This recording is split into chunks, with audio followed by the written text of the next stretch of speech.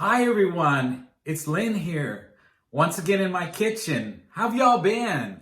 Dumplings are one of my favorite comfort foods.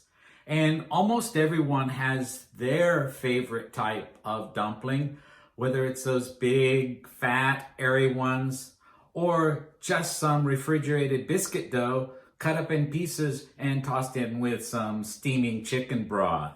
But today I want to make my mom's dumpling recipe, which makes a small, usually chewy dumpling that she made most often in the broth of roast beef rather than with chicken. And if you've got an Instapot, you can make a quick pot roast with dumplings for an evening supper. You don't have to wait for Sundays anymore. And I just recently got my Instapot Mini or Duo 3. It holds 3 quarts. And I really like it a lot. It's great for 1, 2, maybe 3 people. And you don't have a lot of leftovers, or maybe just leftovers for one day. Because unlike the 6 quart that I had before, I can't overcook. And I really like to make the pot roast in this Instapot. So let's get started first with the pot roast, and then we'll do the dumplings. For the pot roast, I've got a 2-pound shoulder roast.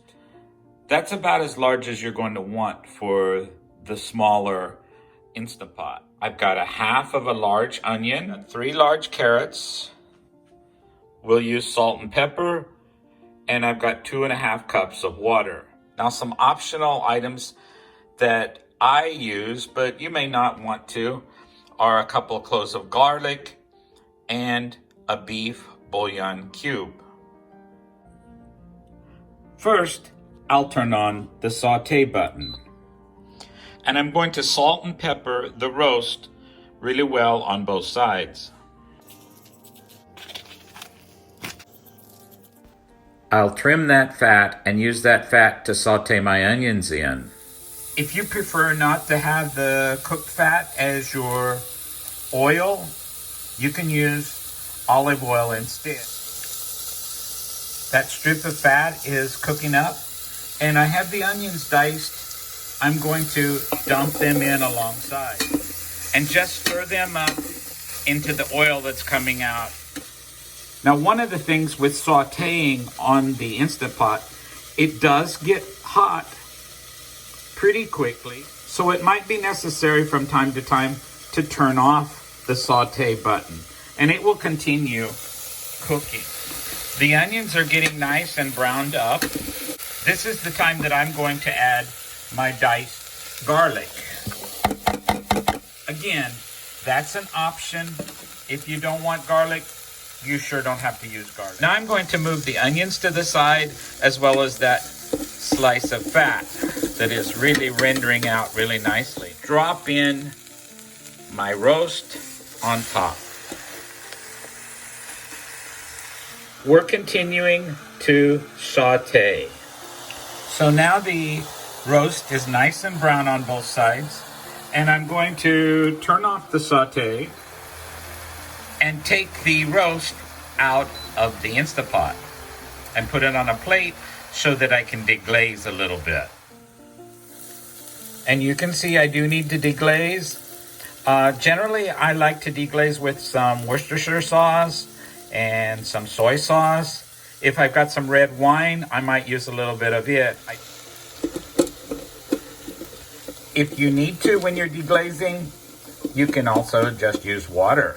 That will work just as well, but I like the Worcestershire sauce and a bit of soy sauce that will help with the flavor. I'll put the roast back into the pot. As you can see, that 2-pound roast basically covers the bottom of the Instapot. Now add the water to the Instapot. I have the carrots cut up, and I'm going to leave them in large pieces. They will cook fine along with the roast. And I'm going to give them a good shake of salt all over. And this is the point where if you want to add your beef bouillon, you should do it. And now we're ready to put the lid on the Instapot. Make sure you turn it all the way around and make sure that you get your release valve pointed to the back to set it for meat stew. That's 35 minutes. We're just going to cut the recipe in half for the Instapot today. The original recipe takes 2 cups of flour. We're going to cut that to 1. A teaspoon of salt, we'll cut that to 1/2. A teaspoon of baking powder, again, we'll cut that to 1/2. 2 eggs, just 1 egg we'll use. Barely 1/8 of a cup of milk. If you want a more fluffy dumpling, add a bit more milk. I have 1 cup of flour in the mixing bowl, to which I'll add a 1/2 teaspoon of baking powder. Before we add any of the wet ingredients, we want to make sure that we whisk that flour and the baking powder all together to get it evenly integrated. The cooking time is up and the Instapot has automatically gone to low, but I'm going to turn it completely off so that it will get a bit cooler and I can take the lid off sooner.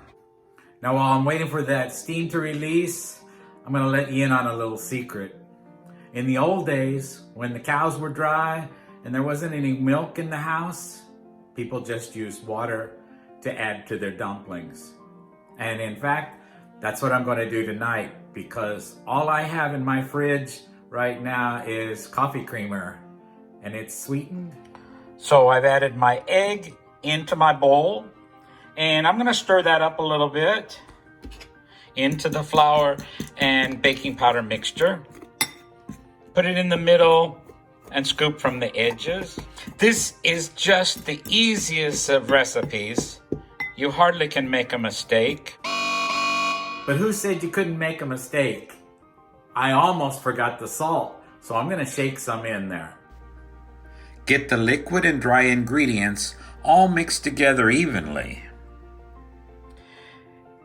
It should only be a couple of minutes before the Instapot releases, and I'll be able to start cooking the dumplings. The valve has dropped down now. It's still releasing a little steam, so I'm going to wait just a bit before I open the lid.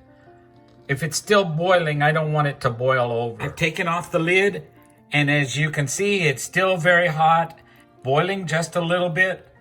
I'm going to take out the meat and the carrots so that I have room to put in the dumplings. While they're resting, I'm going to hit the saute button again so that my broth can come back to a boil. And I've got the dumpling batter here all ready to go. I'm going to spoon that into the hot broth in the Instapot with a teaspoon, and they will get bigger as they cook. It's barely been 30 seconds, if that, and the broth is already starting to boil again.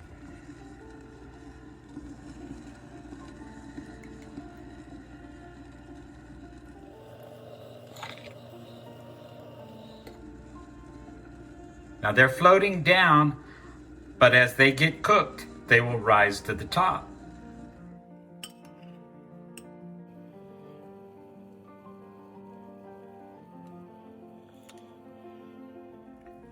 They cook very quickly. Make sure that you stir them around a little bit so that they do get done on all sides. In that hot broth, they'll be done in about 3 or 4 minutes. They're cooked now, and I'm just going to turn off the Instapot and dip the dumplings out with a slotted spoon. So I've got the dumplings all in a bowl. This is probably just enough for about 2 or 3 people for one meal. I doubt whether you're going to have any leftovers, but if you do, they store nicely. You can put them back in their broth along with the meat if you want the meat in the broth, and store it in a closed container in the refrigerator. So here's our plate of pot roast, dumplings, and cooked carrots. Makes for a nice winter or anytime supper. What is with you, dog?